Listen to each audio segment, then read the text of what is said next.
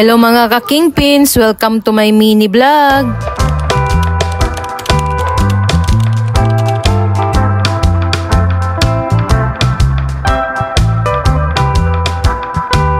Magandang gabi mga ka-Kingpins, pinasyalan namin ang aming mga food cart dito sa Capitol at sa Liceo. At dito nga sa Capitol mga ka-Kingpins, mas dumami nga ang namamasyal dahil meron pala ditong mga sasakyan na pambata na umiilaw-ilaw. Mas pabor din to mga ka-Kingpins sa katulad nating mga nagtitinda ng street food. Mas madaming namamasyal mga ka-Kingpins, mas malaki din ang posibilidad na tumaas ang ating benta. Kaya sa mga taga-Masbate dyan mga ka-Kingpins, ipasyal nyo na din dito ang inyong mga anak at siguraduhin nyo lang na may dala kayong budget. Dahil panigurado nga mga ka-Kingpins, kapag hindi nyo nga napayagan na makasakay dito yung mga anak ay wawalaan talaga kayo.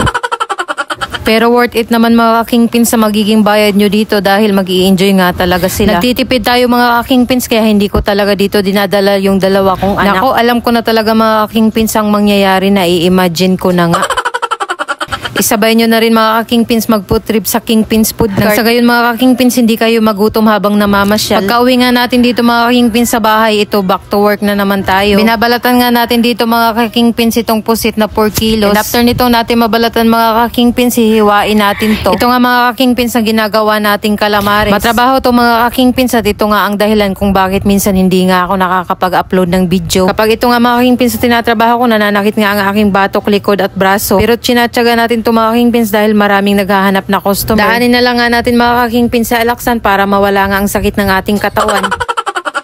Ang teknik nga mga ka-Kingpins para mas maraming bumili sa atin ay dapat kompleto nga ang ating paninda. Kaya kahit manipis nga ang kita natin dito sa calamares mga ka-Kingpins, ay tinatsaga pa rin natin. Dumaan nga pala dito sa atin mga ka-Kingpins itong food cart ni Kaloy Dos na bagong gawa. Bumili sila dito sa atin mga ka-Kingpins ng stocks at ikakarga nga dito sa food cart bago to iuwi sa Katayngan. Bali pangatlong cart na nila itong mga ka-Kingpins at meron pa nga silang pinapagawa ulit. Grabe mga ka-Kingpins, wala pang isang taon pero nakatatlong food cart na agad sila. At bali mag-aapat na food cart na nga mga ka-Kingpins, so diba napakabilis nga ng ROI. Basta tama lang talaga mga ka-Kingpins ang location na pagtitindahan mo at marunong ka lang talagang mag-manage ay posible talagang maging successful ang iyong pagpo-food cart. Kaya sa mga taga-Masbate mga ka-Kingpins na nagbabalak mag-food cart ay PM nyo lang nga kami. Pwede nyo nga kami maging supplier mga ka-Kingpins at makakasiguro nga kayong masarap at malinis ang inyong ititinda mga ka-Kingpins. Ang owner nga nitong Kaloy Dos mga ka-Kingpins sa food cart ay si Ma'am Joy na teacher at si Sir Carl nga na fireman. At kami nga mga ka-Kingpins sa supplier ng kanilang stock sa kanilang mga food cart. Sa Kingpins Food Cart nga sila mga ka-Kingpins nakakuha ng ideya at design kung paano magpagawa ng food cart pero mas pinalevel up pa nga nila mga ka-Kingpins. At eto tingnan nyo naman mga ka-Kingpins, napakaganda at napaka-attractive nga ng kanilang food cart. Hindi ka talaga mga ka-Kingpins magdadalawang isip na bumili nga dito. Grabe na talaga ngayon ang pagbabago ng mga itsura ng food cart ng mga nagtitinda ng street food. Dati nga ang mga nakikita natin sa daan ay maliliit lang at tamang pintura lang, ngayon ay pagandahan na nga. Bukod pa dyan mga ka-Kingpins ay pasarapan na ng tinitinda at lalo na ng sauce. At syempre kung saan nga may mas masarap mga ka-Kingpins, dun talaga mas maraming bibili. Sa mga oras na mga ka-Kingpins ay pauwi na nga itong food cart na Kaloy Dos. Ingat po kayo sa biyahe. O siya, hanggang dito lang video ko mga ka-Kingpins. Lord, maraming